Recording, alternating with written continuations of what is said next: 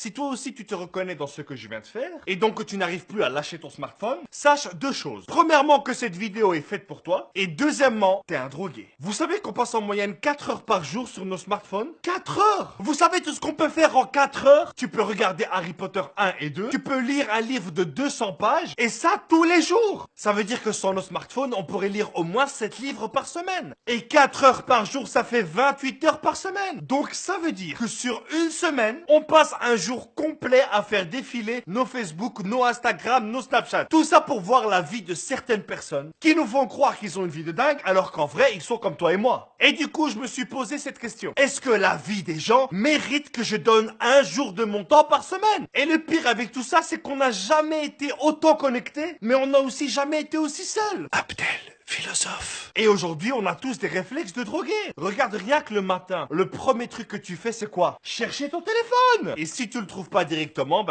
tu ressembles à ça.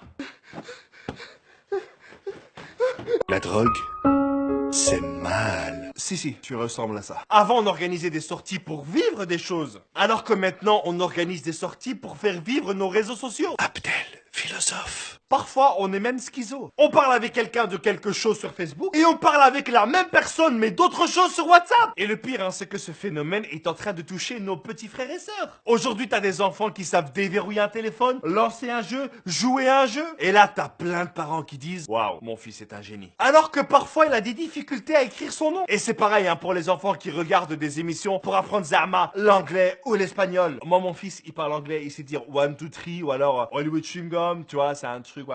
Alors qu'en vrai, ces mots, il ne les comprend même pas, il répète juste ce qu'il entend. C'est comme toi, par exemple, si tu ne parles pas l'arabe, ou que tu n'habites pas à Bruxelles, et que je te dis tfou alik, tu vas l'entendre et tu vas aller après le répéter, sans savoir que tfou alik, ça veut dire merci beaucoup. Il y a eu récemment une expérience qui a été faite sur 2 enfants, et on leur a demandé à eux deux de dessiner un bonhomme. Ça, c'est un bonhomme qui a été fait par un enfant qui joue très rarement avec des smartphones ou des tablettes, et ça, c'est un bonhomme qui a été fait par un enfant qui joue beaucoup avec les smartphones et les tablettes. On est d'accord que ça ressemble plus à deux Rnouna qui se parlent qu'un bonhomme. Et c'est aussi devenu une drogue pour les petits enfants. Et ça, vous pouvez le voir très facilement. Enlève une tablette à un petit qui est en train de jouer et normalement, il aura cette réaction. Ma tablette! Même Steve Jobs, le créateur des tablettes et des smartphones, il a interdit à ses enfants d'y toucher. Mais est-ce que tu te rends compte? C'est comme si tu rentrais dans un snack et que le propriétaire du snack interdisait à ses enfants de manger dans ce snack. C'est vrai que les smartphones, c'est pratique, ça nous permet de communiquer plus facilement, mais rien ne vaut une vraie communication avec des vraies personnes directement, sauf avec les personnes qui puent la gueule. Non, franchement, vous, c'est pas possible. Donc les amis, éteignez vos téléphones de temps en temps et profitez du moment. Et si malgré ça, vous voulez utiliser vos smartphones, utilisez-les pour montrer mes vidéos à vos amis. Merci à tous, c'était Abdel. Rendez-vous à la semaine prochaine. Peace!